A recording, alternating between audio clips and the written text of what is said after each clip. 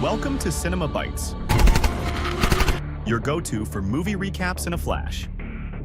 Big twists, epic moments, all in just minutes. The movie World War Z. The story begins with a normal family in one of the American states. This family consists of a father named Gerry, a mother named Karen, and two daughters. Gerry used to work as an investigator for the United Nations, but had left the job a long time ago. While they were on their way to buy a gift for one of their daughters for a special occasion, they got stuck in the usual traffic. At this moment, Gerry turns on the radio and hears about a virus that is gradually spreading. The virus started in one of the countries. He looks in the mirror and notices strange movements happening in the traffic. He sees a traffic officer riding a motorcycle, breaking the side mirror of his car. Suddenly, a large army of zombies attacks people and begins biting them. Anyone bitten turns into a zombie within a short time, specifically 12 seconds. Gerry sees a large truck breaking through the road. He follows it, but eventually they get hit. He gets his family out of the car. Gerry and his family take a large car and drive away, but his daughter has an asthma attack due to fear and stress. They realize they forgot the bag containing their belongings and her medicine in the damaged car. They stop at a supermarket to get food and medicine for the daughter. Inside the supermarket, they see people looting food in large quantities. While they gather food and medicine, they encounter a gang robbing people inside the supermarket. The gang attacks Karen to steal from her. When Gerry sees them, they start shooting at her. Gerry manages to kill one of them, takes his family, and escapes. Gerry takes his family to a building near the supermarket. He contacts his friend, a UN official, and requests a plane to pick them up. His friend tells him that a plane is available but will take some time to arrive. Gerry agrees and waits. They take refuge with a Spanish family. There is difficulty communicating, but fortunately, one of them speaks English and translates for Gerry and his family. Gerry tries to convince the Spanish family to join them, but they refuse. He warns them that if they want to survive and not turn into zombies, they must not stay in one place. The Spanish father insists on staying in his apartment. The next morning, Gerry's family heads to the rooftop to board the plane. However, there is a zombie near their apartment who attacks them. More zombies arrive and attack Gerry and his family. The Spanish family is infected and turns into zombies. While fighting the zombies, Gerry gets zombie blood on his face and mouth. He runs to the edge of the building, ready to jump off if he turns into a zombie. He counts to 12, but fortunately does not turn. Everything is fine. They run to the plane while zombies chase them, but they manage to escape. The plane takes Gerry and his family to the US Navy fleet. They are placed in a small room on the fleet. All the military scientists and doctors are working hard to find a cure for the virus. One of them, named Andrew, is a virologist. Andrew believes the epidemic is caused by a specific virus. He is searching for the source of the virus to develop a vaccine. Without knowing the source, they cannot find a solution. A military officer approaches Gerry and asks him to accompany Andrew because of his experience as a former investigator and his military background. Gerry hesitates and says he left the job and does not want to return. However, his UN friend convinces him by promising to keep his family safe on the fleet if he goes with Andrew. Gerry reluctantly agrees and joins them. Their destination is South Korea because the virus first appeared there. When the plane lands at a South Korean airport, zombies attack them. Andrew panics, retreats to the plane, slips, hits his head, and dies. The sound of gunfire alerts more zombies. The military team, using their expertise, manages to kill the zombies and enter the military base. During this time, Gerry learns that loud noises attract zombies. To stay safe, they must remain silent. Gerry meets a US intelligence agent who is there because he smuggled North Korean weapons.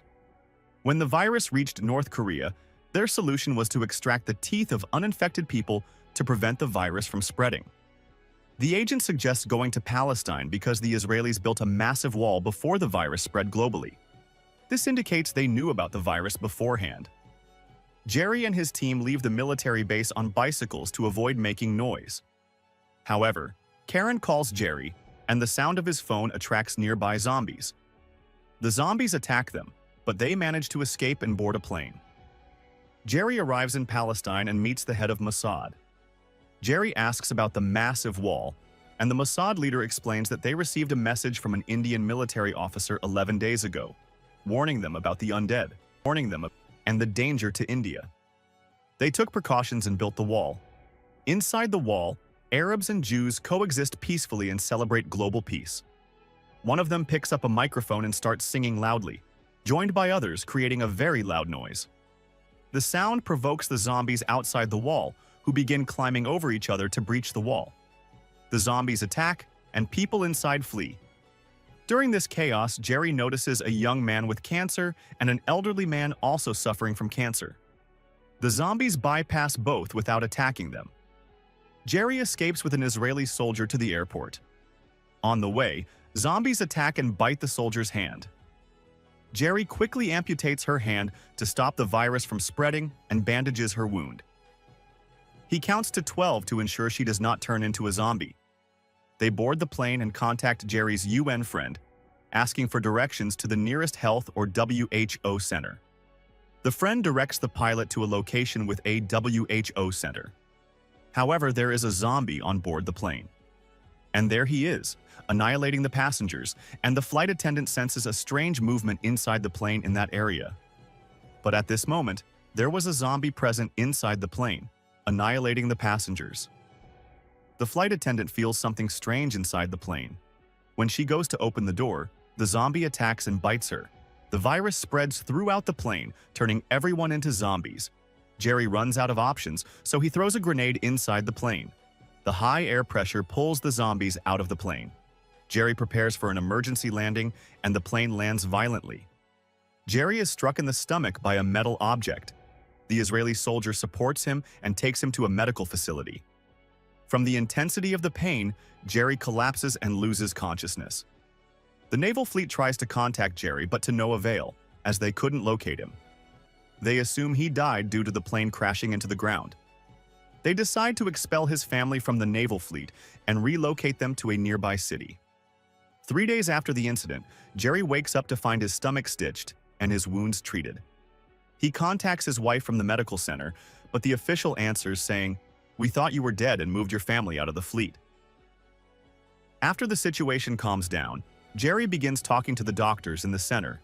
He tells them, "I saw a young man and an elderly man with cancer, and the zombies didn't approach them as if they weren't there." He explains that he confirmed that zombies can identify seriously ill or terminally ill people and won't attack them because such individuals don't help the virus to spread. Gerry asks the doctors to inject him with deadly viruses and diseases, but there is a vaccine available. They agree, but there's a major problem. The room containing the viruses is surrounded by zombies from all sides. Gerry decides to go to the virus room no matter the cost. He begins killing zombies and moving with difficulty. Finally, Gerry reaches the virus room. While flipping through the virus vials, he notices a zombie standing at the door. At that moment, Gerry has no weapon to confront the zombie and no solution except to inject himself with one of the viruses, not knowing what it is. He injects himself and opens the door for the zombie. The zombie ignores Gerry, merely sniffing his scent, but not approaching him at all. Gerry walks among the zombies, unnoticed and untouched. When he reaches the medical team, they give him the vaccine for the virus he injected himself with. Gerry then reunites with his family. Countries begin producing the vaccine against the zombie virus, and people start receiving it. The zombies can no longer attack them, perceiving them as sick. Countries start eliminating all those who have turned. And in this way, they manage to control and eradicate the virus. And here ends the movie. Don't forget to like, subscribe, and activate the notification bell to receive new stories.